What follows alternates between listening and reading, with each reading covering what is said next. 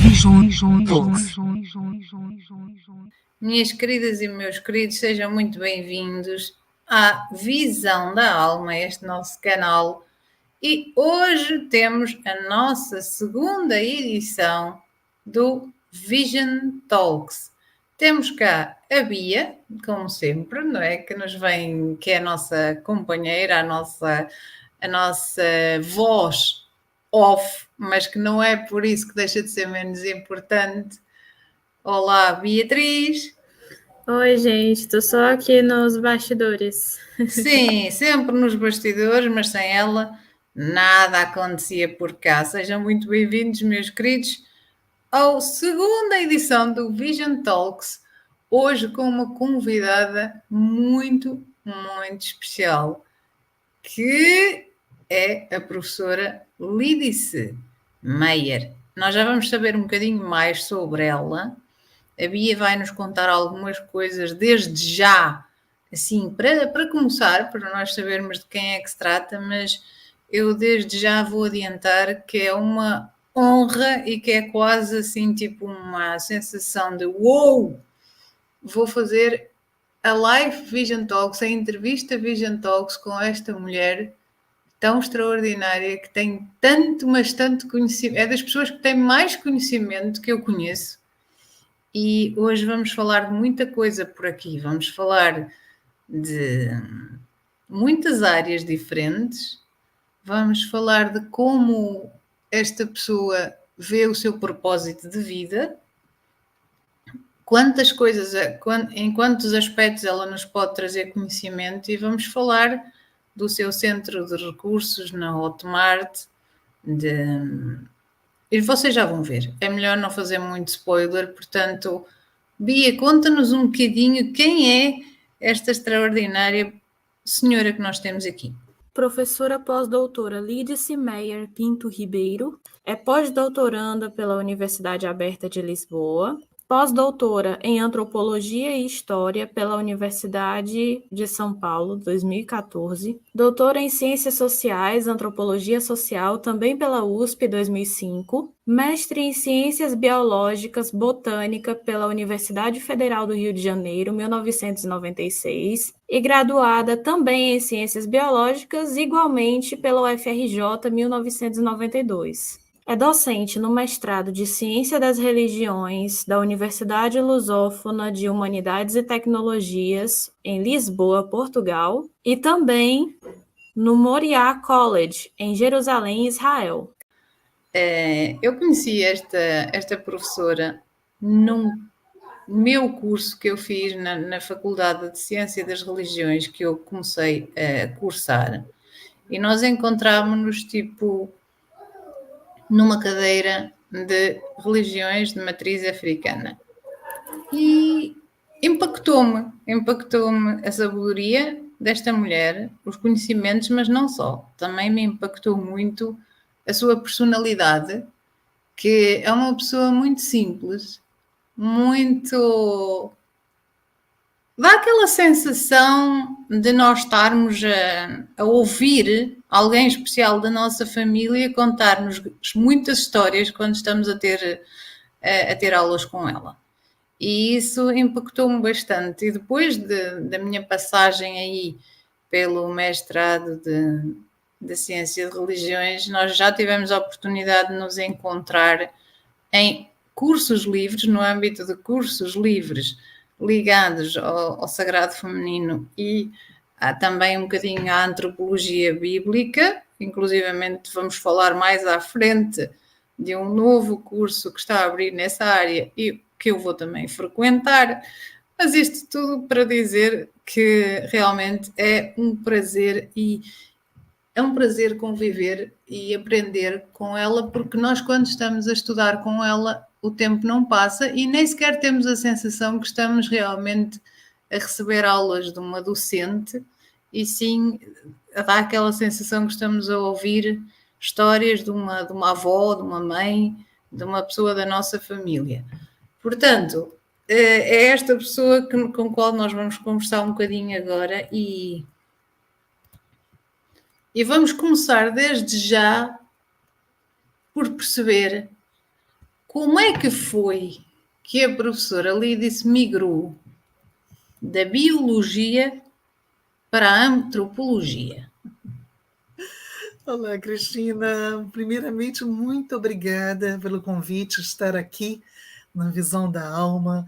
Eu realmente só posso agradecer, porque eu também aprendi a admirá-la demais nesse período todo que temos convivido, e também aprendi justamente a perceber esta sensibilidade que Cristina tem de conseguir enxergar muito além do que nós, que talvez tenhamos a visão no sentido humano que todos percebemos, nós conseguimos enxergar tão menos algumas coisas que Cristina enxerga com uma amplidão tão grande. Então, para mim é uma honra estar aqui, uma alegria muito grande, Cristina. Muito obrigada pelo convite. E sobre essa Obrigada, eu. questão de por que passar, então, de uma área para outra, realmente, quando alguém lê o meu currículo, talvez questione isto, né? Pensar por que alguém que começou a carreira como bióloga, de repente, hoje trabalha em antropologia, antropologia da religião, antropologia bíblica, de onde veio essa mudança? Na verdade, realmente, desde nova, eu sempre tive muito interesse por esse campo da biologia, principalmente a questão dos animais, das plantas. E acabei dentro nas minhas pesquisas, então, no meu mestrado, eu fui caminhando para dentro dessa pesquisa do uso de plantas pelos povos indígenas brasileiros. Exato. E também pelos povos do interior do Brasil, nos povos chamados caipiras, povo do mundo rural brasileiro. E fui percebendo que havia algo muito mais do que simplesmente olhar a planta e utilizá-la para um medicamento ou para uma alimentação alternativa. Havia algo que envolvia não só também esse uso tradicional, como também elementos religiosos envolvidos, claro, haviam também plantas rituais, Claro. mas havia um porquê a busca dessas plantas, né? O que causava essa busca, o que aqueles homens e mulheres viam nessa utilidade das plantas. E isso me levou cada vez mais para a pesquisa dessa identidade mais psicológica também, do porquê usar as plantas, porquê buscar aquela planta em especial.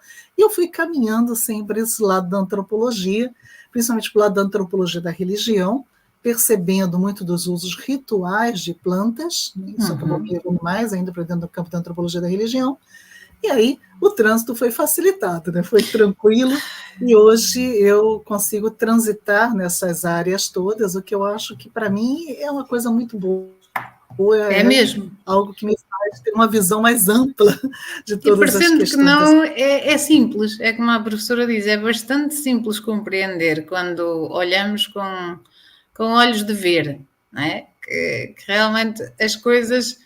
Nós estamos tão habituados a olhar o mundo com a visão de separado, não é? Tudo tem uma... A cabeça é a cabeça, os pés são os pés e as mãos são as mãos. Mas a verdade é que tudo tem uma ligação entre si. E tudo está, tipo, que intrinsecamente unidos umas coisas às outras. E é muito fascinante, que eu também tenho este fascínio pela antropologia. Eu ainda há poucos dias, quando nós estávamos a preparar esta entrevista, eu disse à professora que sou um bocadinho antropóloga sem o ser, porque eu não tenho formação nessa área, não tenho cursos nessa área, mas sempre me fascinou também compreender o porquê de quem faz o quê, e quem segue a visão da alma sabe disso. Com certeza. Portanto, é realmente muito mais simples este fluxo do que nós possamos imaginar. Sim, talvez seja apenas um contrafluxo, porque estamos acostumados no momento, como Cristina colocou muito bem, né? A ciência no passado não questionaria isto. Todos os grandes cientistas eram especialistas em todas as áreas. Não havia uma única especialidade. Mas hoje em dia realmente temos essa tendência em afunilarmos as especialidades cada vez mais, tornando-nos cada vez especialistas no micro. Eu ainda prefiro olhar o macro, preciso realmente ter essa visão mais holística, de conseguir observar como tudo se relaciona, tudo se interrelaciona, e como isso pode facilitar a nossa compreensão do mundo, né? Essa chamada cosmovisão. Cosmovisão, exatamente. É muito fascinante. E então, como funcionam as vertentes diferentes do seu trabalho E existe alguma que goste mais? Tem alguma das vertentes do seu trabalho que considera tipo a sua favorita? Difícil Ou dizer. Eu acho que tudo faz parte da Lídice. A Lídice tem várias facetas, podemos como chamar todos assim. nós, não é? Nós temos todos muitas Todas mais elas se facetas do que interpenetram, todas imaginamos. se complementam, é É, verdade. Não há como é. separar, por exemplo, a Lídice professora da Lídice que estuda, da pesquisadora, da Lídice que pinta, ou da Lídice que borda, ou da Lídice, Uau, também pinta! da Nossa, é Lídice que verdade! Eu pratica tinha-me alguma esquecido desse atividade. pormenor. Na verdade, todas elas se interpenetram, então é difícil, Cristina, escolher uma especial. Eu acho que tudo faz parte de Lídice e tudo faz dessa pessoa que eu sou. Exato. Mas há assim, considera que todas estas suas artes, que eu agora mesmo atrevo-me mesmo a dizer artes, que está a viver o seu propósito de vida, que está a viver a sua missão de alma. Acredito que sim. Quando estou numa sala de aula, é como se eu estivesse realmente me realizando. É um momento em que, estando numa sala de aula virtual ou presencial, é um momento de troca, é um momento de comunhão de almas. É assim que eu me sinto. De forma que eu só me sinto realizada em uma aula, realmente, Cristina, quando eu sinto que há troca, quando há esse Exato. envolvimento completo com os alunos. Enquanto eu não consigo conquistar isto, a aula não flui, a aula não corre como eu gostaria e eu não me realizo. Então, acredito que a minha realização principal é isso, é ser professora. Amo o que eu faço. Compreendo. E nota-se quando a professora leciona que realmente está a fazê-lo com amor e que está a fazê-lo com alma. E nota-se que busca esse intercâmbio com os alunos. E da minha parte ele aconteceu muito naturalmente, e eu acho que na turma que nós na altura tínhamos de Ciência das Religiões, isto acontecia com praticamente toda a gente. Havia um fluxo e era realmente uma comunhão de almas naquelas aulas. Era muito prazeroso ter aulas consigo e também com os outros professores em todas as cadeiras. Foram experiências de grande aprendizado, mas também de grande intercâmbio humano, de troca de experiências, troca de saberes, de conhecimentos, troca de energia positiva, muitíssima energia positiva que fluiu nesse contexto. Também sentiu isso na altura, não foi a professora, que havia um fluxo de muita energia positiva, muito conhecimento diversificado. Sim, é verdade. Com certeza. Foi uma turma muito especial, Cristina. Eu me sinto abençoada de ter participado dessa história, desses 16 alunos É dessa turma tão verdade. especial. E então, diga-me, como e quando descobriu que este seu trabalho, a sua arte de ensinar, fazia efetivamente parte do seu propósito de vida? Eu não sei dizer quando, mas foi um processo. Na verdade, desde muito nova, eu sempre gostei demais de estudar, gostei demais de relacionar as coisas, de pesquisar, pesquisar a natureza e pesquisar os livros, pesquisar os seres humanos, a observação dos humanos também, não só dos animais e das plantas. Então, toda a natureza me encantava, né? Tudo que era ser vivo me encantava. E, ao mesmo tempo, também essa questão de leitura, né? Como eu sempre li, desde muito nova, logo que eu aprendi a ler, eu já devorava É, livros. já somos duas, aliás, já somos três, que eu acho que a Bia também é um bocadinho assim, não é, Beatriz? A minha história oculta. Mas a É, ela verdade é está isso. oculta, Então, mas está presente, diga. foi um processo, a coisa foi acontecendo. Eu brincava de, quando criança, acho que talvez uma das brincadeiras favoritas era de ser professora. Ah, pois é. Então, eu acho que a coisa foi se revelando aos poucos também. E um pouco de herança. Meu pai foi um excelente professor, eu também fui aluna dele. Isso Então, é acho uma que eu recebi grande. essa herança também. Pois é uma referência. Minha mãe também era professora, mas não fui aluna dela, infelizmente. Uau, então é filha de professores. Sou. E já agora, o que é que os seus pais lecionavam? Só por curiosidade. E neta até, viu? Minha avó foi uma das primeiras professoras no mundo rural brasileiro também. Uau! Eu também Então há isso muita no referência sangue. aí. Filha, neta, sobrinha, minha tia também até professora até pouco tempo também, meu tio, professor. Então, acho que é uma família É uma que sempre família, estimulou essa é prática, né? Então uma não foi, família acho que que acredito gosta que de foi natural. transmitir, é isso, que gosta de transmitir conhecimento. E sem dúvida que houve aí várias referências e houve também um bocadinho a epigenética positiva a trabalhar, não é? Portanto, realmente há coisas que quase que vêm um bocadinho no sangue Eu acredito connosco. que sim. Foi natural. Não houve uma descoberta, como eu digo assim, não, né? A Sim. partir de tal dia, tal horário, eu percebi, não, Pois, é aqui claro, que se é realiza. um processo. Foi acontecendo. São processos. Como é que acha, professora, que o seu trabalho contribui para o desenvolvimento humano no seu sentido assim mais amplo, não é? Que vá ali, nós sabemos que contribui obviamente para o conhecimento académico,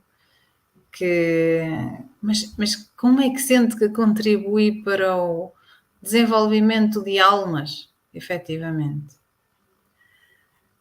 Eu poderia responder isso, Cristina, dizendo que eu não sei se eu vou ser bem compreendida, mas eu acredito que eu me sinto realizada quando eu consigo perceber que as pessoas, meus alunos, começam a pensar fora da caixa, começam a ampliar a sua maneira de pensar as coisas, mudando muito dos seus paradigmas e, principalmente, quebrando muito dos preconceitos que muitas vezes traziam junto consigo. Então, acho que isso já é o grande empenho que eu tenho para conseguir melhorar alguma coisa, esses que convivem comigo dentro de uma sala de aula. E isso é muito importante. O quebrar preconceitos, o abrir o horizonte, ajudar seres humanos a percepcionar, a abrir o seu horizonte e a entender que, para além de si próprios e daquilo que conhecem, enfim, com que cresceram, com que foram habituados desde a infância, aquilo que está no seu contexto cultural, social, que é válido, que é maravilhoso, que é ótimo, mas que não é a única maneira de se estar e viver bem. Eu acho que isso é uma experiência-chave, não é? Eu acredito que sim. Principalmente quando pensamos em antropologia, Cristina, pensamos muito numa noção chamada alteridade, né? Se colocar no lugar do outro.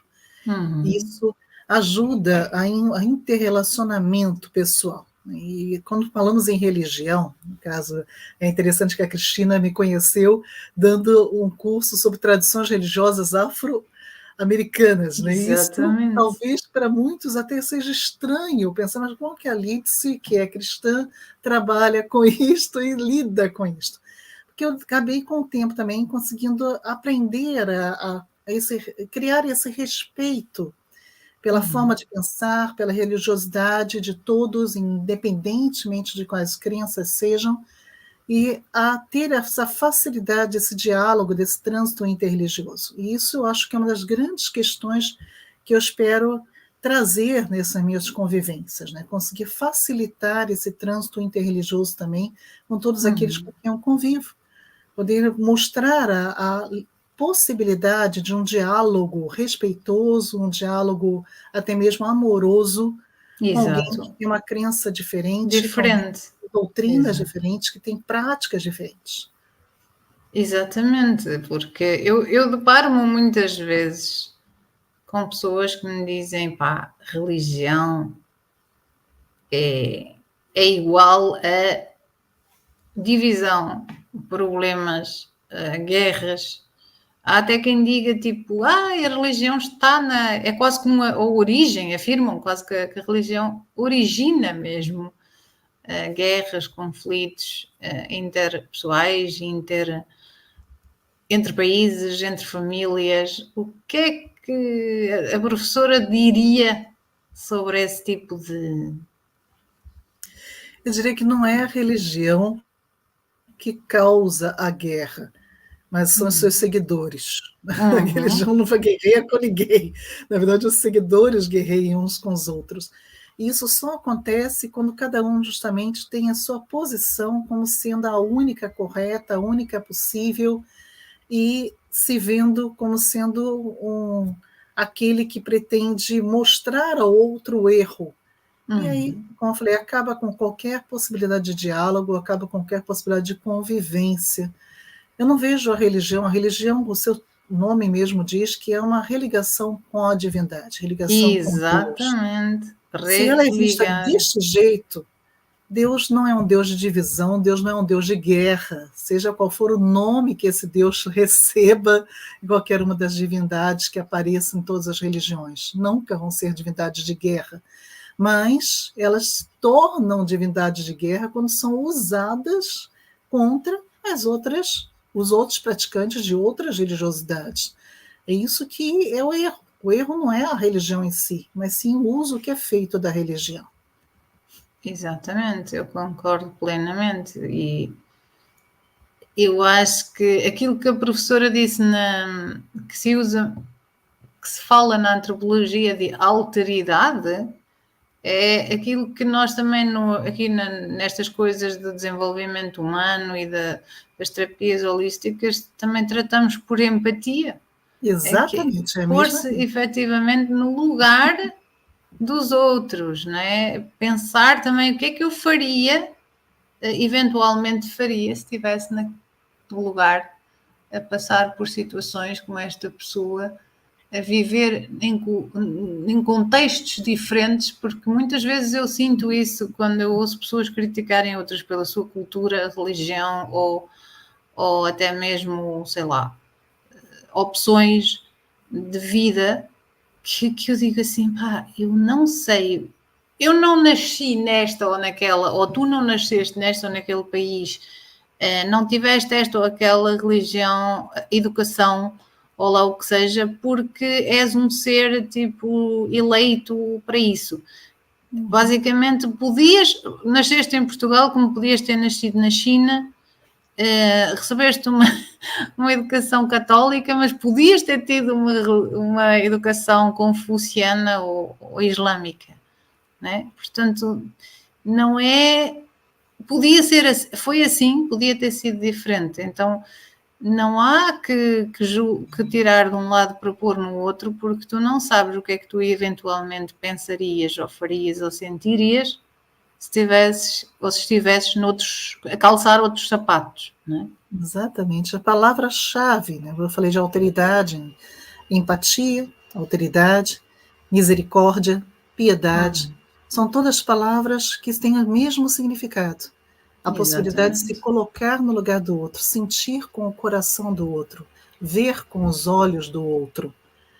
Se fizéssemos sempre isto, as guerras não existiriam. Tal e qual. Infelizmente, estamos sempre usando o nosso óculos, a nossa visão, e essa visão, muitas vezes, é uma visão que foi construída culturalmente dentro de nós, até mesmo por anos e anos de aculturação, de convivência com aqueles nossos parecidos, os nossos semelhantes, acho que muitas vezes acaba nos impedindo de uma boa convivência, de conviver com outros, de conseguir fazer isto, tirar o óculos e enxergar com os óculos do outro, com o olhar do outro. Concordo plenamente. É bem isso, é bem por aí, e é bem isso que eu sinto, e realmente o mundo seria um lugar muito, muito, muito melhor ainda, porque o mundo já é um lugar maravilhoso.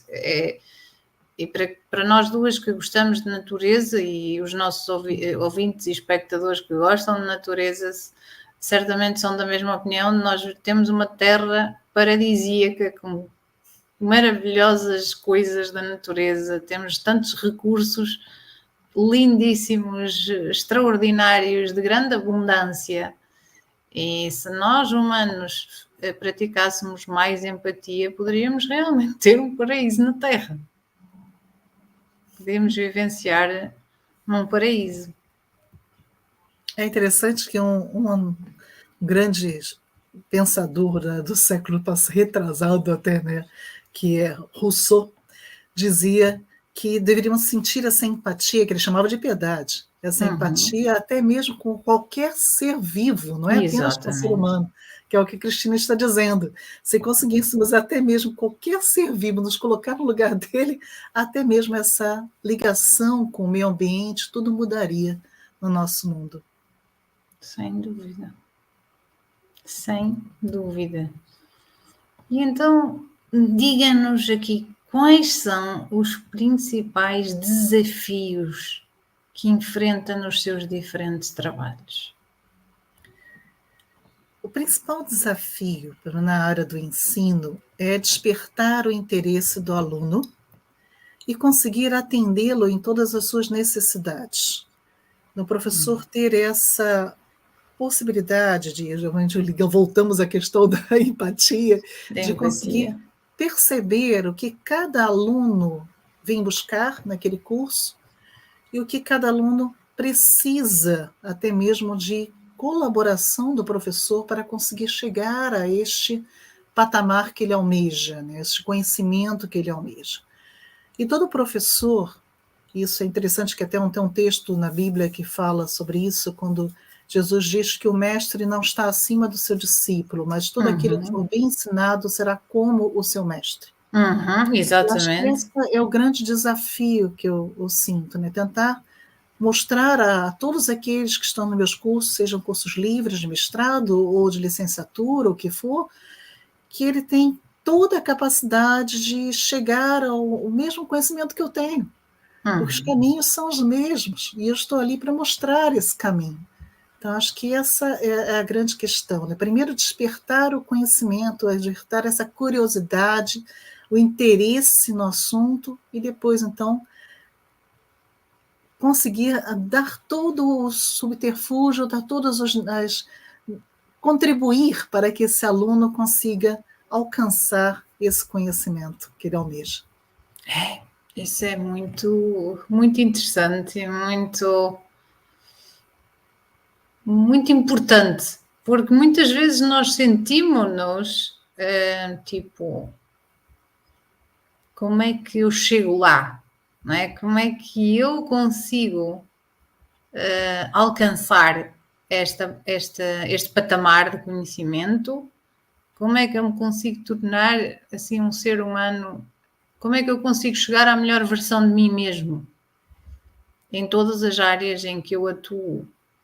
E não é tipo fácil nós encontramos por vezes pessoas, mestres, professores, que nos mostram um caminho, mas eu já estive um bocadinho dos dois lados, embora nunca lecionasse, mas como coach de desenvolvimento humano e espiritualidade também tenho esta missão, não é, de mostrar que os caminhos onde eu estou, os caminhos que eu percorro são acessíveis a toda a gente.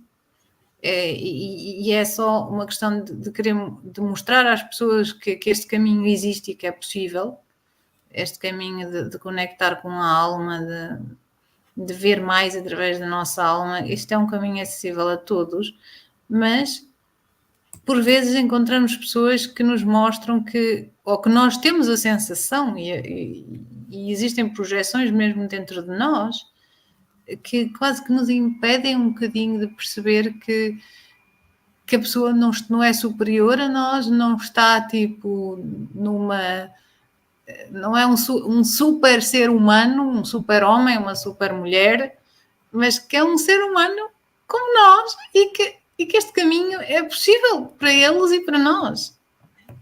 A culpa também está em alguns mestres que se colocam justamente como sobre-humanos. Este também é um problema, não é apenas cada um de nós. Não é só projeção, sem dúvida. Não, nem sempre. sem Às vezes dúvida. convivemos com alguns que se acham mesmo Sim, que sim, são sim, sim, sim, sobre-humanos, e sim. aí E tratam que às vezes, né, procuram um aluno isso, dessa forma, isso, infelizmente. e que também procuram um bocadinho tornar as pessoas dependentes delas próprias, do tipo, sem mim não chegas lá. Infelizmente isso existe É, mesmo. é isso mesmo, e aí está, a sabedoria está mesmo em mostrar, e Jesus dizia isto, como a professora disse, e o Buda também tem uma frase que, do tipo, quando alguém lhe perguntou como é que eu devo ser, como é que eu chego tipo aos seus pés, e ele disse, eu não quero que vocês sejam como eu quero que vocês sejam melhores, eu Mas quero que vocês ainda aprendam mais que eu. E isto é muito profundo. Quais são as oportunidades que lhe oferecem os serviços que presta? Ou seja, nós falamos agora dos desafios que enfrenta e onde é que estão as oportunidades? O eu que é acho que que sente estar que... dentro do mundo acadêmico já é uma grande oportunidade, porque isso Uhum. não só estimula o desenvolvimento cada vez maior, estimula-me a estudar cada vez mais, a me preparar cada vez mais, porque, claro, vou conhecendo pessoas novas, alunos vão tendo novas necessidades, então meu preparo também precisa estar sendo sempre passando por uma reciclagem, uma melhoria, e o principal, eu acho que a principal oportunidade que eu tenho nesse momento é conhecer gente, Uhum. conhecer pessoas, fazer amizades, trocar conhecimentos. Se não fosse por isso, eu não teria conhecido Cristina. Eu não estaria aqui hoje. Nós Então, só estaríamos isso aqui hoje é juntas, a não é? maior oportunidade que eu tenho. É realmente conhecer gente é interessante porque eu acredito que sim, que conhece muitas pessoas e de muitas, lá está, proveniências culturais, sociais, de várias áreas, não é? Tipo, que chegam-lhe pessoas de muitas áreas, de muitos campos do conhecimento académico e fora dele, não é? Exato, então isso é fantástico. Nos meus cursos livres, por exemplo, uma coisa que a Cristina tem sempre estado junto comigo nesses cursos, é impressionante que conseguimos juntar, como ser um curso online, não só juntamos pessoas de diversos países, né, principalmente Uhum. Brasil e Portugal, mas também temos tido pessoas de lugares de vários outros países da Europa, mesmo na América do Norte, Israel, temos tido alguns de Exato. Israel, Temos tido África, uma colega de Israel, ou seja, que vive em Israel a participar nos cursos livres. exatamente. E só isso já é diferente, como a Cristina falou, já é culturas diferentes que precisam junto, que são unidas através dessa coisa fantástica que foi esse universo do online, que acabou que foi um fruto da pandemia, um bom fruto É dessa verdade, foi pandemia. um bom fruto, foi. Eu acho que foi um Realmente, ótimo fruto. são pessoas de formações diferentes, como a Cristina colocou também, né, de várias graduações de formação também.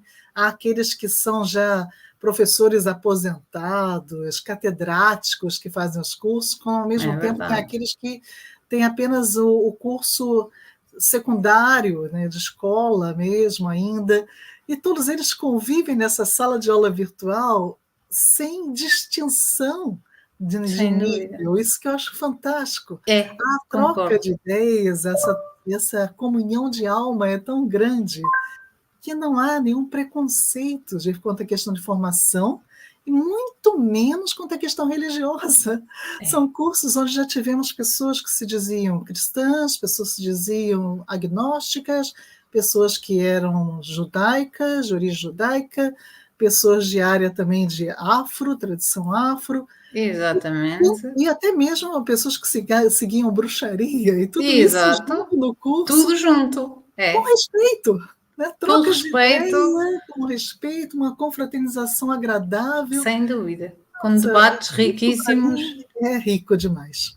De debates riquíssimos, de grande troca e de grande respeito mútuo, E que é aprendizado muito. Aprendizado mútuo, sem Isso que é dúvida. mais gostoso, né? Não é um aprendizado que é apenas uma única direção, né? Unidirecional da Lídice, professora, para os alunos. Não, porque há o momento do debate, que eu acho que é o momento mais agradável dos cursos, justamente porque todos contribuem, trazem um pouquinho da sua vivência, do seu conhecimento e enriquecem a aula, né? Isso é gostoso demais. Sem dúvida. É uma das oportunidades estrondosas de ser professor e de estar nestes cursos e dentro da pesquisa e da antropologia, o que é que sente que são os seus desafios e oportunidades principais? Conte-nos um bocadinho. Na pesquisa, há sempre um desafio novo a cada dia. Sempre que eu sou uma pessoa muito curiosa, né? E quando eu cheguei a dar aula para os miúdos, para as crianças, durante muito tempo no Brasil, de ciências, e era interessante que eu sempre dizia aos meninos que não percam a curiosidade, né? Conforme vão crescendo, sempre as pessoas vão podando, né, como uma plantinha, podando essa curiosidade, dizendo, pare de perguntar, não pergunte tanto, não, continue perguntando. E eu acho que eu sou Exato. curiosa até hoje. Até hoje. Sempre Eu também. e com isso sempre há desafios novos, descobertas novas, coisas novas a serem pesquisadas, e isso só me amplia cada vez mais os horizontes. Então, esse é um desafio. Esse é um desafio que eu tenho atualmente também enfrentado, é que muita gente me pede assim, por que não escreve? Eu falo, eu sou professora, eu não sou escritora, mas eu estou tendo que ser escritora um pouco também, isso é um novo desafio. Né? Já me foi solicitado por uma editora, a publicação deve ser no início do ano, um livro a respeito desses assuntos do sagrado feminino, que a gente tem que trabalhar, o cristianismo. Então, esse tem sido um desafio também, né? Ter um tempo para sentar, colocar tudo no papel bonitinho, né? Digitar, confirmar, ver se está tudo bem, passar. E vai sair um material muito bonito, viu, Cristina? Uau, já estou vai ser um curiosíssima. livro em cores, ilustrado, com artistas. Eu até posso já revelar um assunto interessante que eu escolhi. Como é um livro sobre cristianismo no feminino, mostrando essa visão feminina do cristianismo, vão ser ilustrados só com pintoras mulheres, então artistas da época do Renascimento, mas mulheres. Então, acho que só isso já é uma curiosidade, porque normalmente mas pode mesmo querer. Homens artistas, né? Os artistas do Renascimento. Quem que é artista? Vamos pensar em Leonardo da Vinci, Michelangelo, vamos pensar só em homens. E mulheres, quem foram elas? Elas estavam lá também. Então, elas vão ilustrar também a visão que elas tinham do cristianismo, desse sagrado feminino do cristianismo, vai ser passada também junto com esse livro. Então, vai ser um livro de textos, mas também um livro muito ilustrado, que eu acho que vai trazer novidade para esse campo de pesquisa também. Então, isso é um desafio também, eu acho que posso chamar desse jeito. Já estou ansiosa por conhecer esse livro. Já estou ansiosa. E sei que participou também num livro, ou seja, num projeto, e conte-nos também um bocadinho, mas isso acho que não foi tanto na área da pesquisa. Esse livro, esse capítulo que escreveu juntamente com a Letícia Sabatella. Você vai atrás disso também? Esse foi um projeto muito interessante mesmo. Eu tenho vários livros publicados, mas esse projeto realmente foi especial, não só por ter trabalhado com alguém totalmente fora do meu campo de conhecimento também, ter feito amizade com essa atriz fantástica, Letícia Sabatella, mas por ter feito uma pesquisa a respeito de um assunto. Qual que era a ideia do livro? Né? O organizador queria fazer um livro sobre as mulheres nas músicas de Chico Buarque. A mim coube, eu acho que foi um presente, eu sempre falei isso, 2 presentes. Um presente que todos os textos eram ser escritos em 4 mãos. E a gente não sabia quem seria a parceira ou parceiro nessa tarefa. E para mim coube uma parceria fantástica, que é a atriz Letícia Sabatella. Isso já foi um presente. Né? Que máximo! Trabalhar junto. E a segunda coisa que foi um presente foi a música. A música que eu recebi foi a música Geni, que é uma música do Chico. Uma música fascinante. tem uma letra que é uma história fascinante, uma história de superação, né? Uma história de luta e tudo mais. E eu fui em busca de uma história para essa música, né? Não uma história que nunca tivesse sido contada. E, na verdade, Fascinante. eu acabei criando uma ficção histórica, né? Eu chamo desse jeito porque toda a história que eu crio tem base histórica, sim, né? Alguma história que poderia realmente ser verdadeira da Geni, porque tudo tem suas bases, toda ali, toda o local de onde cada coisa que ela aconteceu, e baseado na situação do Zeppelin, né? O livro, a música Geni e o Zeppelin, para quem conhece. Exato. Então, o Zeppelin foi ao Brasil, né? Então eu fui traçando toda a trajetória do Zeppelin no Brasil e É tudo que mesmo. aconteceu durante essa trajetória da ida do Zeppelin para o Brasil, um período de nazismo, tem tudo isso Exato. misturado. Então tem toda uma história por trás disso aí tudo e é muita base histórica mesmo, né? E dentro dessa história eu conto a história desta mulher Geni. Então, foi gostoso, foi um desafio, sim. E eu Desafio ainda vou gostoso. voltar a falar consigo sobre isso, noutro contexto. Acredito que isso nunca me saiu da cabeça e eu ainda vou contactar consigo noutro contexto, mas queria mesmo também trazer isto aqui à visão da alma, porque de facto isto também é pesquisa, isto também são oportunidades. E é delicioso, eu acho mesmo delicioso. Lá está, e tudo, tal como no ensino, há esta grande possibilidade de conhecer pessoas também, não é? E de colaborar com pessoas. Este livro, assim, escrito em 4 mãos, que tu vais fazer uma parceria, nem sabes muito bem com quem, a coisa pode correr bem, mas também podia correr completamente para o lado, né? Verdade. E o desafio, porque eu sou uma escritora, até então eu escrevia coisas acadêmicas, né, que tem todo um formatozinho, meio Tem. chatinho até, né, de fazer. É, E aí, de eu repente, acho. escrevia um romance, né? Eu nunca tinha escrito um romance na minha vida. Foi meu romance. E fiquei contente com o resultado, viu, Cristina? Não sei se chegou a ler, se não até o envio, mas Chegou eu e lá gostei está. muito. Eu tenho aqui uma ideiazinha com ele, mas eu já. Nós falamos nisso. Eu volto a isto. Eu volto aqui à Geni, mas é noutro contexto. Me aguarde, como se costuma dizer. Ai, ai. Mas não, é mesmo fascinante. E viagens, não é? As pesquisas, mesmo antropológicas, arqueológicas e tudo mais, também envolvem muitas viagens. Tem assim algumas viagens muito especiais que a marcaram? Sim, com certeza. Bom, a minha primeira vinda a Portugal foi justamente por causa de pesquisa. Começa por aí, é verdade. Pois Eu estava é. fazendo uma pesquisa sobre Nossa Senhora dos Remédios, que foi um caso desse, como comentei com Cristina, né? As coisas que acontecem do nada, né? Eu posso até contar rapidamente isso, porque eu nunca me imaginei pesquisando sobre Nossa Senhora dos Remédios, não foi algo que eu idealizaria, por exemplo. Mas foi justamente essas minhas curiosidades. Um dia andando por uma rua em São Paulo, eu gosto muito de. Meu marido diz que eu sinto cheiro de igreja. Eu entrei numa igreja, eu nunca tinha Exato. entrado na minha vida, e de repente eu vejo naquela igreja uma data de 1820 e pouco. Eu falei, ué, mas como assim, né? Como é que pode ser uma igreja?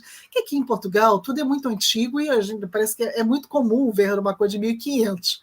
Mas no Brasil, quando se acha algo de 1800, 1700, realmente é um tanto quanto assim impressionante. E resultado, eu comecei a pensar de onde veio essa igreja, a história dessa igreja, aquilo me chamou a atenção. Começando a pesquisar, era uma igreja de Nossa Senhora dos Remédios, eu acabei chegando em diversas situações interessantes, descobrindo que era uma igreja que tinha tido muita influência na questão da escravidão, da libertação dos escravos no Brasil, dos Uhum, escravos negros, africanos, uhum. e fui pesquisando, acabei chegando na origem da devoção, que era da Nossa Senhora dos Remédios, que era a origem de uma ordem chamada Ordem da Santíssima Trindade e Redenção de Cativos, que nasce na França, no século XII, século XII, não, século XI, na verdade. E aí, o que acontece? Eu venho para Portugal, porque Portugal foi, assim, o caminho para a França e para a Espanha, para tentar entender essa devoção. Exato. E daí eu fui para a França, fiquei um tempo no país de mosteiro passagem, lá, né? do século XII, justamente, fazendo a pesquisa dessa devoção. Então, é só isso, já foi uma viagem fantástica. Quem pensa em França, pensa em Paris, né? Eu nunca pensei em Paris na minha vida. Melhor ainda, né? O presente que eu tive foi para o interior de França, para um mosteiro antiquíssimo, ficar lá convivendo, né, com várias frades e freiras e leigos, né, que também seguiam essa devoção, conhecendo a fonte sagrada e todas essas questões que a gente só lê normalmente. Daí, então, entendendo como é que essa devoção vem para Portugal, e de Portugal, então, faz toda a libertação dos cativos, dos cristãos presos pelos mouros, e dos mouros também presos pelos cristãos. Pelos cristãos, então, exato. Então, entra toda essa história aí, né? Então, foram viagens fantásticas de pesquisa, que me levaram também ao Arquivo Secreto do Vaticano, que é outra também pesquisa que vou trazer para sempre junto comigo, nessa vivência de 15 dias dentro do Arquivo Secreto do Vaticano, de poder materiais que normalmente pouca gente visualizou. Está aí um local que eu adorava visitar. Sendo assim, eu acho que é a única mulher no meio de um monte de homens pesquisando, né? Um monte de padre pesquisando a Lídice ali no meio. Pesquisando, imaginando o que imaginava daquela mulher ali, quem é aquela, mas ninguém falava nada, bem aquela coisa, cada um no seu canto fazendo a pesquisa. Cada um no seu canto, mas né? Foi uma experiência realmente impressionante, podendo ver documentos de origem do Brasil, documentos do século XVI, né, cartas trocadas, e ler essas cartas foi algo realmente fantástico. Então, acho que se eu fosse relatar as viagens mais impressionantes para mim, além de conhecer Portugal, onde eu agora moro, mas também a viagem ao Arquivo Secreto Vaticano, essa permanência em Roma. Então, muita gente pode pensar, você viajou, visitou muito Roma? Até não, na verdade. Tinha tanta fazenda no Arquivo Secreto que não tinha nem como passear, preciso voltar para passear. Aí, Beatriz, aí também tens muito assunto com a professora Lídice, muito assunto. Não sei se tu já voltaste, mas aí acho que vocês têm um manancial de assunto sobre tudo o que ela viu por ali nos arquivos secretos. Com certeza. Outro dia a gente conversa, Beatriz. Isso daria mais um livro, as suas viagens, não é? As suas viagens mais marcantes. Eu acho que sim, quem sabe um dia faço um diário disso, viagem pela Alemanha. Um diário, exatamente. Aquilo, né? Minha questão é que quando você está indo à pesquisa, a visão é outra. A gente não vê, não tem a mesma visão de um turista. Exatamente. E até mesmo os locais que vamos visitar não são os mesmos de um turista. Então, mesmo que estejamos num local turístico como Roma, o olhar é diferente. Você foi ao Coliseu? Não, não fui. Um olhar diferente. Porque no momento não era o que me interessava. Assim como quando eu fui à Alemanha, também não fui aos locais normais da Alemanha. Né? O que me interessava ali era a questão mesmo do mundo rural, a questão da reforma religiosa. Exatamente. Para outras situações que estavam em busca. Eu, por acaso, fui ao Coliseu em Roma, mas, sinceramente, nem foi dos locais que mais me impressionou. Imagino também. Na verdade, não me impactou minimamente. Pronto, fui lá uma vez que já lá estava e uma vez que fazia parte da... E assim digo que já lá estive, mas não foi, nem de perto nem de longe, o que mais me impactou. Mas lá está, é um olhar, o pesquisador vai com um olhar diferente, vai com outro tipo de olhar e vai com um olhar que vai muito além do superficial também. Né? Sim, com toda certeza. Cá de Roma, por exemplo, eu recomendo quem vai visitar para visitar a Via Ápia, a Ilha das Catacumbas. Aí também sim, visitei as catacumbas. Vendo a verdade, aquilo que tocara no mesmo local onde aqueles do século I passaram. Eu também fiz isso. No mesmo local. Isso impactou-me também muito, muitíssimo. Impactou-me e houve aspectos que até quase que me chocaram. eu vi, quando eu estava a passar por lá com o grupo, que não foi, era um grupo turístico, mas de poucas pessoas, porque não eram muitas pessoas que queriam descer àquela experiência. Uhum. Mas aquelas que o fizeram, e a minha mãe, inclusive, o meu pai, tipo, eles descreviam-me algumas das. Até me estou a arrepiar outra vez. Das tumbas assim muito pequenininhas. Uhum. E tipo, eu ficava a pensar o que é que está ali dentro? Será que são crianças? É, é uma experiência muito, muito diferente, realmente. É fascinante e é arrepiante, mas no bom sentido. Com certeza. Comente um momento positivo, assim, tipo, muito positivo, muito radiante da sua vida. Pode ser da sua vida profissional ou particular, ou das duas coisas, porque as coisas, no fundo, acabam por se entristecer, né? Difícil escolher um momento. São Acho muitos, que, não é? graças a Deus, a minha vida sempre foi uma sucessão de momentos felizes, tem muitas conquistas, coisas boas. Eu só tenho muito a agradecer realmente tanta coisa boa que eu já vivenciei. Eu acredito só de pensar na família onde eu nasci, né? Já contei um pouquinho hoje aqui, né, como foi bom nascer numa família de pessoas que davam valor ao ensino, davam valor ao conhecimento, que me supriram de livros de todos os tipos, que não tinham medo da minha curiosidade. Só isso já é uma coisa tão boa, né? Família onde eu nasci. Marido que eu tenho também, meu casamento é um casamento muito feliz também. Eu não Uau, casei maravilhoso. cedo, né? Tenho poucos anos de casada, mas é uma parceria incrível também, alguém que me apoia, me acompanha em todos os momentos. Eu só tenho Isso algo é que agradecer, maravilhoso. na verdade é isso, Cristina. É uma sucessão de positivismo e de gratidão também, que é uma coisa que eu sinto na professora, que há muita gratidão. Porque, infelizmente, há muitas pessoas que têm dificuldade em ser gratas. Ou então confundem gratidão com aquela coisa de, pronto, ok, fazem-me um favor e eu agradeço. Mas a gratidão vai muito além disso, não é? Como já temos tratado muito aqui nos conteúdos também da visão da alma, que é realmente este aperceber-se dentro de nós que, uau, há tanta coisa boa na minha vida, não é?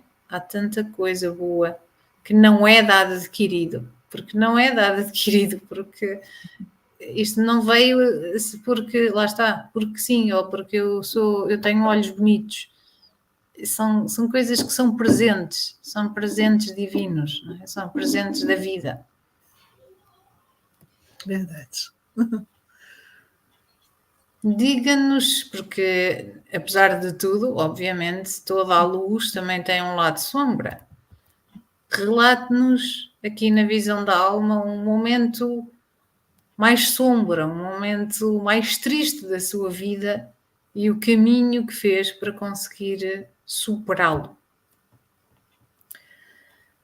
Eu vou juntar os dois momentos em um, na verdade, né? Embora eles sejam separados por um período grande de tempo, acho que a coisa mais difícil que eu passei na minha vida foi a perda dos meus pais. Meu pai faleceu, ainda tinha 23 anos, e com 23 anos eu me tornei, então, o arrimo, como diz, da casa, né? Aquela que vai sustentar a casa, cuidar da minha mãe, né? Protegê-la de todas as formas. Então, isso foi uma coisa mais complicada, talvez, que eu tenha passado.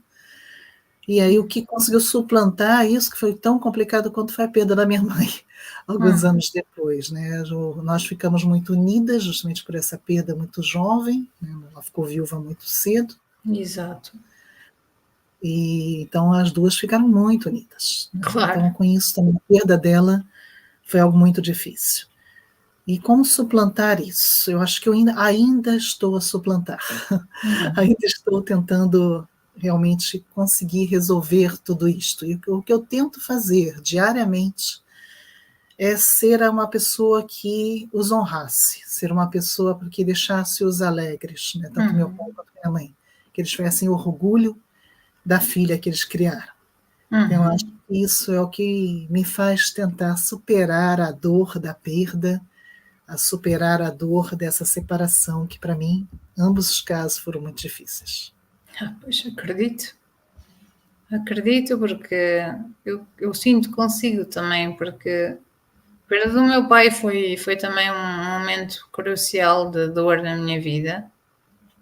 Nós tínhamos uma relação maravilhosa, com muitos desafios também, mas maravilhosa, com muito amor, com muito afeto e, portanto, e hoje em dia, aliás, sempre tivemos uma grande união, eu com a minha mãe, não é? Uma união maravilhosa, uma união, por vezes até quase um bocadinho simbiótica. E Entendo muito bem isso. estes laços femininos, não é, professora? Isto tem algo de muito feminino, estes laços que duas mulheres que são mãe e filha e que, enfim, eu acredito em linhas de tempo diferentes, portanto, não sabemos o que é que fomos em outras vidas, o que é que vamos ter em outras vidas futuras, mas há estes laços muito profundos. E, claro, a minha mãe está a enfrentar, como o pessoal sabe, uma doença crítica e eu nem quero imaginar, embora seja uma coisa com que eu tenho que conviver, um pensamento com que eu tenho que conviver diariamente, e estamos numa de realmente aproveitar todos os momentos que temos juntas e todos os segundos que temos juntas, mas eu nem consigo imaginar o que é que vai ser quando a mãe partir, não é? Portanto, eu consigo compreender perfeitamente, mas sinto também que a professora consegue alquimizar isso todos os dias, né? Que é esta superação que faz através da sua gratidão, da sua luz e deste propósito que sente de tipo, vamos continuar a fazer com que os meus pais sintam alegria em me ter criado, né? E sintam o orgulho de mim como sua filha, não é? É a única forma que eu consigo realmente para continuar. Acredito e isto é a alquimia também a acontecer no seu melhor, não é? Porque ser essa pessoa que sabe que fazia feliz os seus pais e faz feliz os seus pais envolve puxar de todas as suas energias internas para continuar sempre a ser a sua melhor versão, não é? E todos os dias buscar ser a melhor versão de si própria. É isso aí. Professora Lídice, qual é o seu maior medo?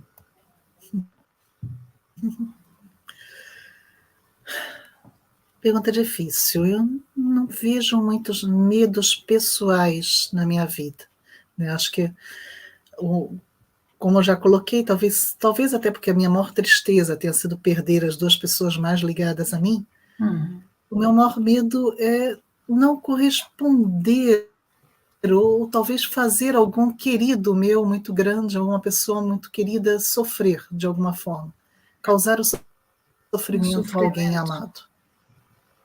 Isso para mim acho que talvez seja o maior medo que eu tenho. Eu não tenho medo da morte, eu não tenho medo de doença, mas eu tenho medo de causar o mal a alguém. Compreendo perfeitamente, também sinto isso muitas vezes. E em termos, porque a professora disse em termos pessoais, e então pensando assim no ser coletivo, pensando na humanidade, pensando no futuro da humanidade, como professora certamente também pensa nisso, no presente e no futuro da humanidade, do nosso ser coletivo. Existe algum medo que a professora sinta? Olha, Cris, não sei. Eu vejo as coisas de uma forma assim, realmente compreendo a presença de Deus no controle das coisas todas. Então, eu acredito plenamente que, por mais desafiantes que sejam os tempos atuais, mais complicadas que estejam sendo as relações entre as nações, as relações interpessoais, eu tento ver tudo de uma forma muito positiva. Eu não vejo o mundo como sendo cada vez pior. Eu tenho tentado ver o mundo sempre com essa possibilidade de melhorar. Então, eu acho que isso acaba tirando muito dos medos também. Eu não Exato. tenho medo de que haja uma piora, que o mundo venha a deixar de existir, uma guerra nuclear. Não, isso não, eu não acredito nisso. Eu não acredito que isso tudo vai chegar a esse termo. Eu acredito que nós, seres humanos, não temos muita capacidade ainda em nós de conseguir reverter muito dessa situação. Eu acredito nos seres humanos, eu acredito em nós. E eu acredito na bondade humana, eu acredito que é possível, sim, os laços da humanidade se refazerem, e acredito no fim das guerras, e eu acho que não venho a ter, então, medo dessa situação ser uma pior. Eu venho, pelo contrário, eu quero ter sempre essa sensação de que isso vai passar. Vai passar. É fantástico, porque até para as pessoas mais crentes este momento, ou melhor, este momento, no fundo, este momento que o mundo atravessa é cíclico, não é? Porque o mundo já atravessou momentos semelhantes. E tipo, mas até sendo uma pessoa muito crente, eu falo por mim, eu tenho certos e determinados medos. Tenho medo da guerra, como eu já disse na minha própria entrevista da Visão da Alma. Mas eu também acredito no ser humano. Eu acredito na força do amor. Né? Eu acredito na força do amor no seu contexto, na sua forma universal. Eu acredito que nós, seres humanos, apesar de tudo, somos seres que se conseguem reconectar à luz e que têm a luz dentro de si. E que mesmo aquelas pessoas que escolhem o caminho da sombra ou que se afastam da luz, existe sempre a oportunidade de virar, não é? De fazer uma decisão diferente, de fazer uma viragem e também confio que aquilo que está para acontecer é guiado. É que tudo é guiado, que Deus está que a força divina está no controle. Há um texto na Bíblia também, muito interessante, né, que é uma carta no final da Bíblia que diz que no amor não há medo, né? No contrário, o perfeito amor expulsa o medo, porque o medo supõe castigo, ela diz isso, né?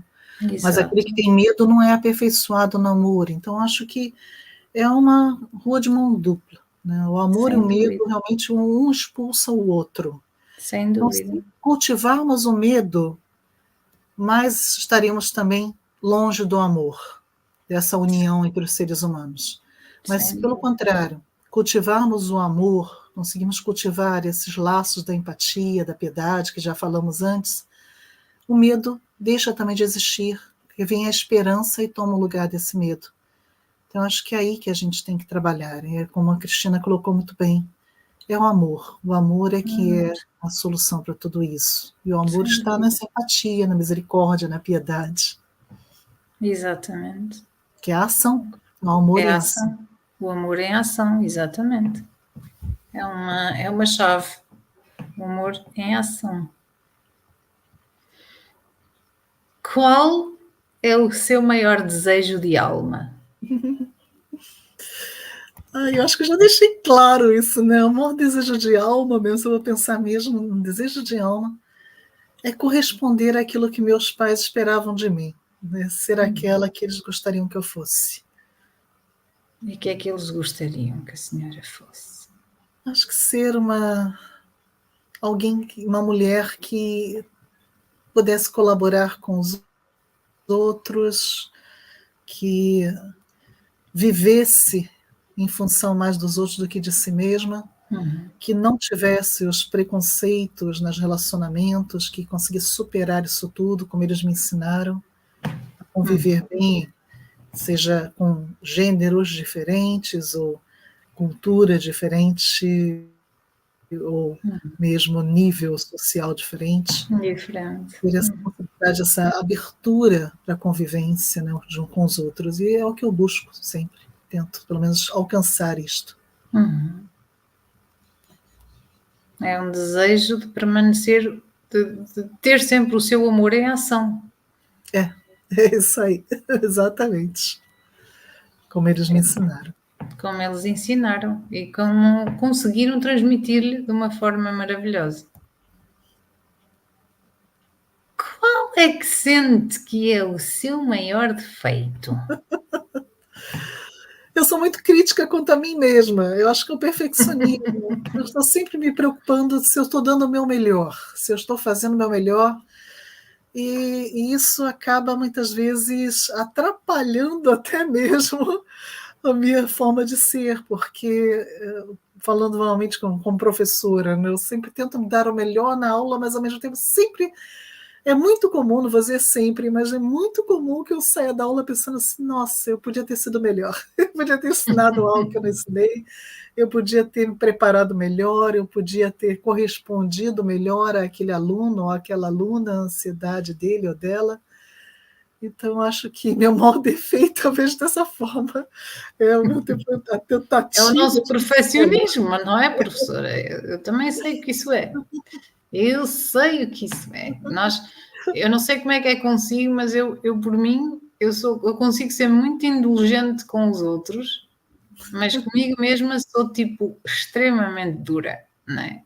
E com os meus defeitos eu sou muito dura e para me perdoar a mim própria também sou muito dura.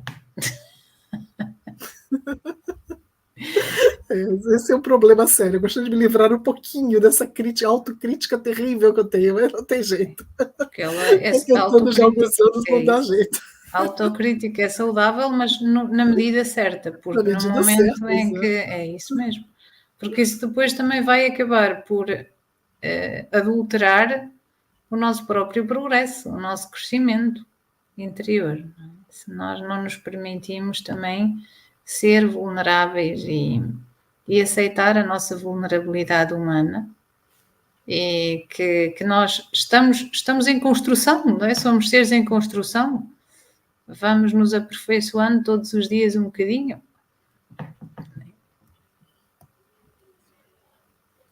Qual é que sente que é a sua maior qualidade? Eu diria que é a mesma questão. É se O calhar meu a maior mesma, não é? defeito é a melhor qualidade. Porque eu É, estou sempre tentando melhorar, eu estou tentando ultrapassar meus limites, né, de todas as formas. Mas, ao mesmo tempo, como disse a Cris, eu tenho que também assumir que nem tem alguns limites que eu não vou conseguir. Nem sempre vai ser possível. E aí que a qualidade e o defeito acabam sendo o mesmo e interagindo exatamente. com o outro. Interagindo um com o outro. Exatamente. Muitas vezes é precisamente assim na nossa vida, não é? A maior qualidade acaba por ser também a nossa maior sombra ou o nosso maior defeito. Porque tudo depende um bocadinho da dose, não é? Tudo depende da dose, tudo depende do momento em questão e de como lidamos com isso, não é? Exatamente. Então, e agora fale-nos um bocadinho do seu centro de recursos no Hotmart. Ou seja, a professora administra estes cursos livres maravilhosos que nós já falámos um bocadinho, mas conte-nos um bocadinho sobre isso e conte-nos um bocadinho, assim, resumidamente, sobre essa oferta, não é? Que também tem no Hotmart para todos nós. Isso. Bom, já tem alguns anos, né, acho que agora já são 3 até 4 anos que eu tenho oferecido cursos pela plataforma da Lusófona X, mas esses cursos são online e ao vivo. E o que acontece depois que o curso acaba? Né? O curso sai do ar. Resultado, alguns alunos gostariam de ter acesso e não assistiram no momento certo, não estavam naquele momento do curso ao vivo, não podiam assistir por alguma razão, não se inscreveram por alguma razão, ou até não souberam a tempo. E por causa disso, então, eu tomei a decisão de criar um centro de curso na plataforma Hotmart, onde eu pudesse, então, colocar as gravações das aulas que são dadas no Lusófona X, para que as pessoas pudessem ter acesso a essas aulas em outros momentos, fora do momento, então, do curso estar sendo oferecido pela Lusófona X. E, então, atualmente já são 10 cursos oferecidos, né, disponibilizados. São cursos que, embora são dados gravados, né, então a aula está gravada, o aluno pode assistir, então, a seu tempo, parando e voltando, a hora que quer, assistindo só uma parte por vez. E o que muita gente talvez não saiba é que, apesar de ficar ali, apesar de ser um curso gravado, eu continuo dando todo o apoio ao aluno, ou seja, o aluno que se inscreve, eu tenho o e-mail do aluno, entre em contato, e qualquer dúvida, qualquer necessidade que o aluno tenha, o aluno me procura também. Então, continua havendo essa interação comigo, né? Coisa que, claro, quando a turma está acontecendo ao vivo online, como é o caso que a Cristina participa, tem todo o debate com os colegas, isso infelizmente não se tem. Pois. É a única parte que o Hotmart perde.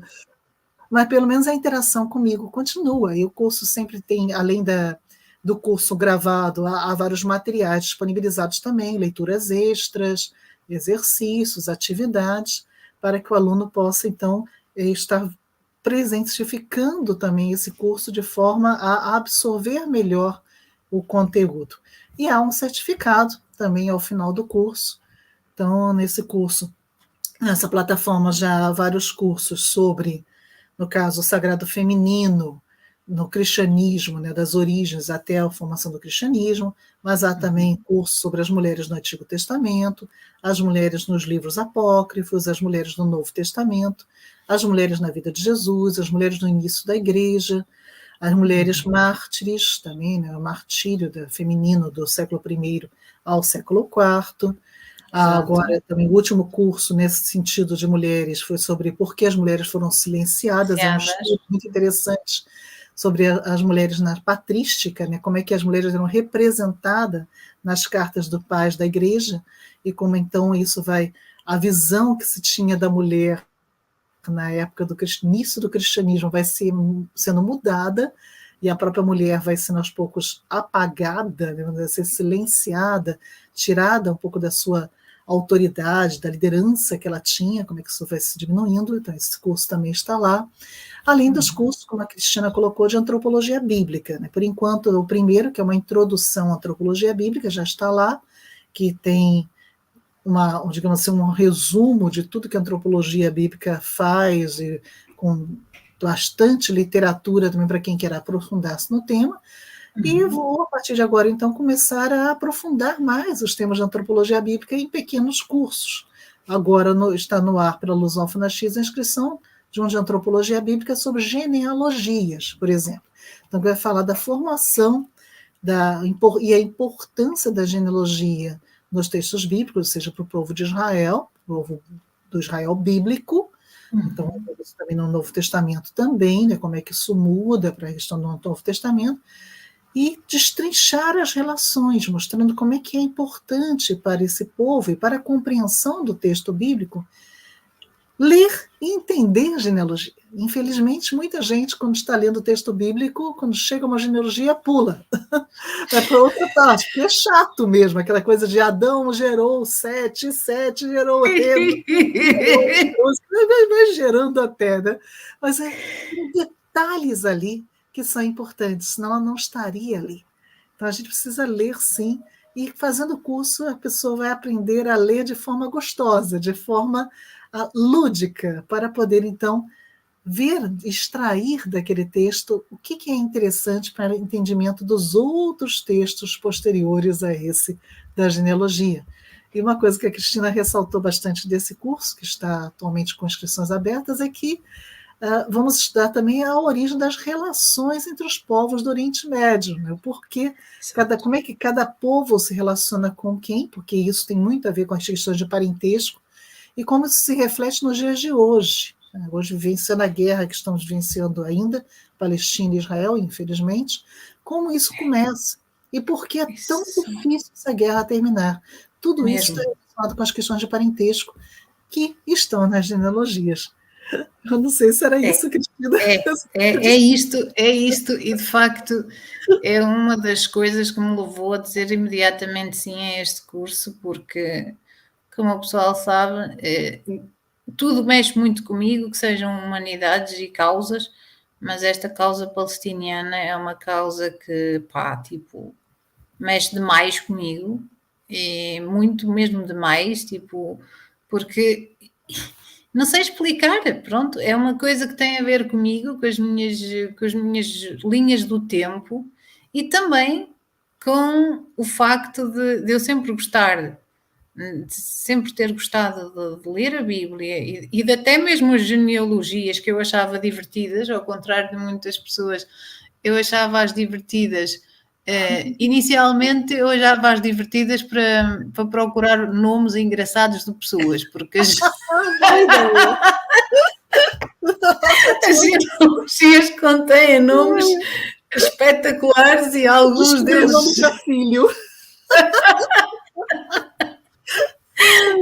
Inicialmente era isso que me divertia nas genealogias, mas depois também era aquela base de epá, as famílias, né? Descobrir as famílias, quem é que é filho de quem é que era a mãe de quem, o pai, e quem é que é irmão de quem, e tipo, quando eu estava nesse caminho e quando eu comecei, eu sempre me interessei muito por conhecer a história do Médio Oriente, a história de Israel, a história da Palestina, e quando eu me tomei, quando eu me percebi, a certa altura, ainda era eu muito nova, ainda era criança, estava a estudar um livro que falava destes conflitos, que enfim, são muitíssimo antigos e que depois começaram ainda a ganhar contornos mais intensos depois da fundação do Estado de Israel, agora no tempo mais recente, e tipo, estava a olhar para aqueles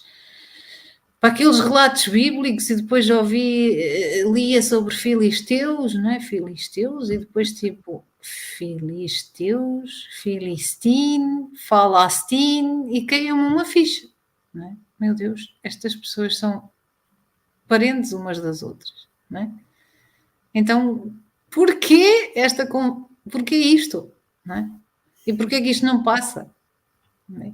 E quando agora, tipo, estávamos no outro curso das mulheres porque é que as mulheres foram silenciadas e já não sei muito bem o que é que se falou num momento em que eu escrevi qualquer coisa sobre a Palestina no chat e a professora disse-me, e no próximo curso nós vamos perceber ainda mais e melhor para entender o contexto da Palestina no próximo curso de Antropologia Bíblica. E ela nem sequer tinha falado em genealogias nem nada, só disse isto. E eu vou assim, ok, eu já estou dentro. Nem quero saber do que é, eu já estou dentro. Né? Portanto, e assim será. Né? O curso começa, este segundo curso de Antropologia Bíblica vai começar no dia 2, certo? 2 de novembro, exatamente. Portanto, lembrando lá estarei. que as aulas ficam gravadas, né? Então, quem não pode assistir no sábado, assiste depois a gravação. Exatamente, e lá estarei. E os meus queridos espectadores e seguidores aqui do canal também ainda vão a tempo de embarcar nesta aventura de genealogia. E, se não o fizerem agora, têm a oportunidade de espreitar o centro de cursos no Hotmart. E para finalizar, diga-nos um bocadinho as suas plataformas de cursos e redes sociais e meios de contacto para que as pessoas que queiram acompanhar mais a professora e o seu caminho e os seus artigos e tudo o que nos tem para transmitir, possa fazê-lo. Assim, as suas redes sociais mais importantes, onde é que as pessoas podem encontrar textos seus, etc. Pode nos dizer um bocadinho? Claro, obrigada, Cristina. Na verdade, eu acho que o mais prático é colocar no Google Lidse Meyer junto, .pro, lidsemeyer.pro, é o nome do meu site, da minha webpage. Chegando na webpage, não só lá há artigos acadêmicos, artigos mais light, mais simples de leitura também, há um blog onde eu coloco também vários textos pequenos de vários assuntos, e também há livros para download, como também há link para alguns comentários de livros, alguns resumos de alguns livros que estão lá meus, né, de minha autoria. Como também lá haverá o link para o Instagram, Facebook, YouTube, onde tem várias palestras também gravadas e lives e coisas assim, pode de repente ter interesse para alguém. Mas tudo é Lídice Meyer, então é fácil. Tanto Instagram, muito fácil. Facebook, YouTube, tudo é Lídice Meyer. Mas se você Isso colocar mesmo. lidicemeyer.pro, já vai entrar no site. No site, como eu falei, tem todos os links, inclusive para a plataforma de curso da Hotmart. E há também ali um meio de conversar comigo também, há também um formulário de contato, se você quiser fazer alguma pergunta, ou enviar alguma sugestão, qualquer coisa que seja, ali também no lidicemeyer.pro há possibilidade para isso.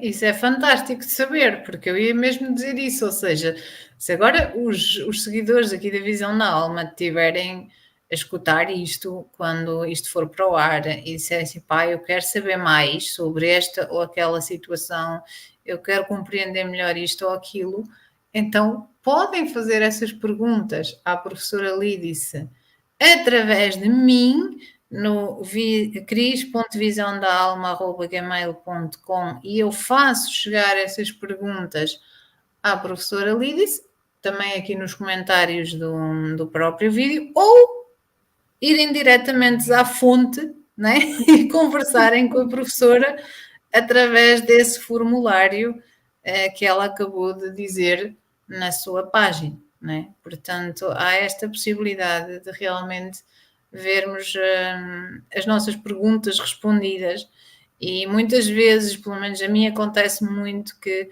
não é naquele momento em que eu estou a ouvir o conteúdo que as perguntas vêm, às vezes passam umas horas, passam os momentos e eu estou a pensar nos meus botões, e às vezes vêm sonhos de noite e tipo, mostra-me, pai, tenho ainda esta pergunta para fazer, eu gostava de saber mais sobre isto, e então aproveitem e vão fazer isso, ou através do meu e-mail, da Cris Visão da Alma, ou então através aí dos contactos, do formulário de contacto, para perguntarem diretamente, a colocarem as vossas perguntas à professora Lídice, né? E com isto chegamos ao fim desta maravilhosa entrevista, que lá está, é como se o tempo nem tivesse passado, porque isto era tudo o que eu queria, ter esta oportunidade de realmente estar assim a conversar consigo, e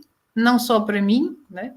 Porque eu gosto de partilhar, então temos isto no nosso canal, também para os nossos espectadores, para as pessoas que seguem o canal, para as pessoas que seguem a Visão da Alma, e foi um prazer enorme estar consigo aqui, e gratidão imensa por essa experiência. Beatriz, estás aí? Eu que agradeço, Cristina. Nossa, para mim foi uma oportunidade muito grande e um gosto muito grande de estar consigo.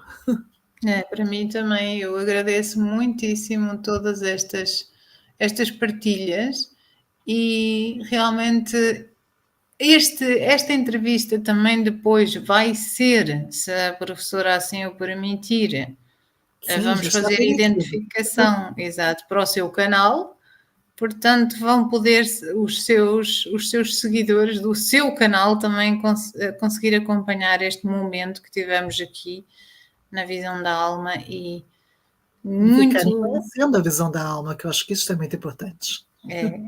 Eu espero eu agradeço muito a oportunidade, e realmente vai ser uma honra, e está a ser uma honra esta colaboração, e nós vamos encontrar-nos no próximo curso, onde eu já estou ansiosa por fazer muita aprendizagem, conhecer ou reencontrar colegas, não é? Porque certamente vai haver colegas que já estiveram comigo em outros cursos, e certamente haverá colegas novos.